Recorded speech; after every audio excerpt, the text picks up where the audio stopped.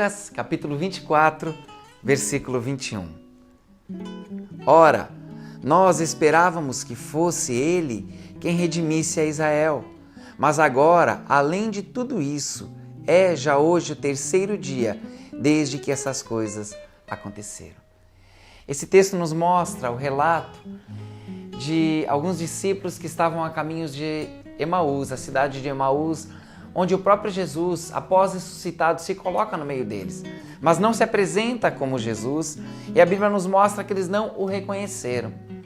E os discípulos, eles dão esse relato negativo a Jesus. Jesus se apresenta a eles como alguém que desconhecesse de tudo aquilo que estava se passando em Jerusalém. E esse fato foi após a morte de Jesus, após Jesus ter sido crucificado e também ressuscitado. E os discípulos, então, eles expressam a sua frustração, eles expressam a sua falta de esperança, porque eles depositaram a sua confiança. Eles haviam depositado a sua confiança em Jesus.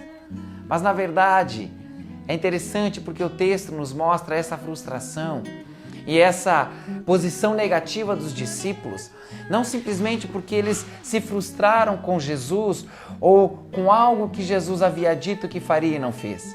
Na verdade, eles se frustraram com Jesus em algo que Jesus nem sequer ao menos falou que iria fazer, nem sequer ao menos nomeou que iria fazer, pelo menos não naquele tempo. Jesus, em momento algum, falou que iria restaurar o reino a Israel.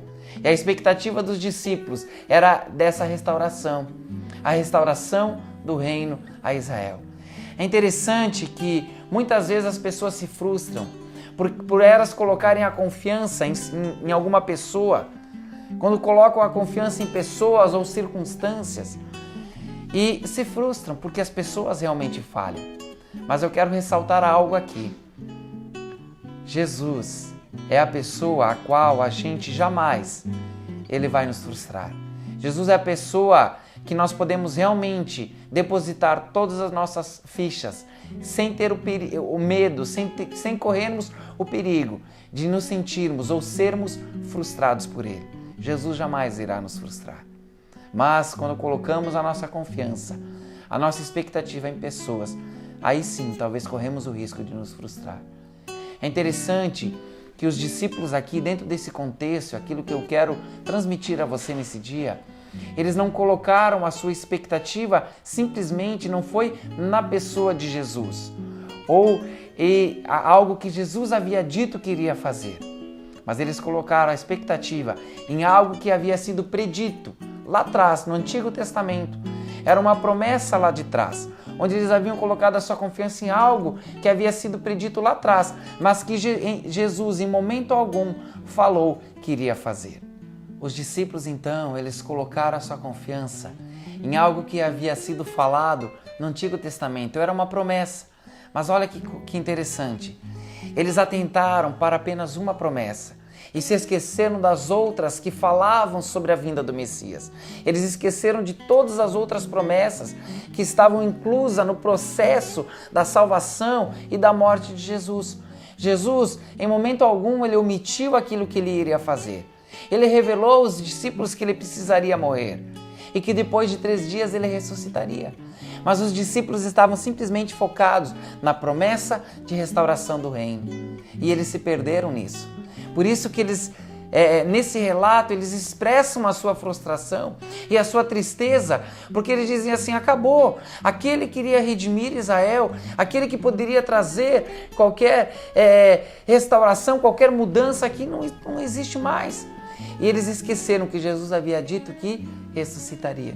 Por isso que Jesus se coloca no meio deles, mas não se apresenta como Jesus, para ouvir aquilo que estava no coração deles.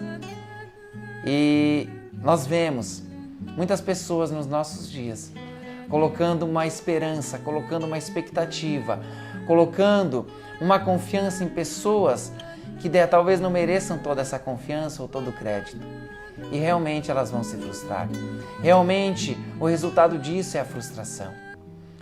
Nós devemos atentar para as promessas de Deus e aquilo que Ele tem como verdade para as nossas vidas, para que a gente creia e não venhamos nos frustrar em Deus, de acordo com aquilo que Deus tem para nós. Por mais que muitas pessoas dentro da igreja se frustram, e vemos pessoas na igreja frustradas com autoridades, frustradas com os líderes, e talvez frustradas até mesmo com o próprio Deus, por causa de acreditar ou passar a confiar em algo que não foi Deus exatamente quem disse. Talvez pessoas falaram em nome de Deus. Os homens erram. Os homens realmente erram, nós erramos. Mas a nossa confiança precisa estar em Deus e na sua palavra em todo o tempo, para que não venhamos nos frustrar e a nossa expectativa seja correta, esteja no lugar certo. É interessante que os próprios discípulos, logo após Jesus ter ressuscitado e dentro do contexto pós Jesus ressuscitar e um pouco antes dele subir aos céus, está no livro de Atos capítulo 1, ele se coloca no meio dos discípulos novamente e ele estava dando ali as últimas instruções aos discípulos e em um momento os discípulos falam para ele assim: Senhor, é agora que tu irás restaurar o reino de Israel. Eles ainda insistiam nisso, eles ainda estavam, parece que presos, aficionados a esta promessa, esquecendo de tudo que Jesus havia feito. E Jesus novamente precisa dar uma resposta a eles. E Jesus fala: olha, não compete a vós entender os tempos que o Senhor tem determinado, mas ficar em Jerusalém até que sejais revestidos do poder. Então Jesus tem que dar uma instrução: olha, esperem que vocês vão receber o poder do Espírito Santo. Mas Jesus fala: olha, não compete a vocês. Não compete a vocês. A minha oração nesse dia é que você possa experimentar uma expectativa correta em Deus. E se for necessário, você consertar, você trazer conserto com os teus líderes, com pessoas que estão em posição de autoridade sobre a tua vida. Talvez teus pais, eu não sei, talvez o próprio Deus, onde você precise consertar algo que você colocou uma expectativa e hoje algo quebrou esse relacionamento. Que você possa nesse dia trazer conserto à tua vida nessas áreas e experimentar uma expectativa correta acerca de Deus e da sua palavra. Deus te abençoe.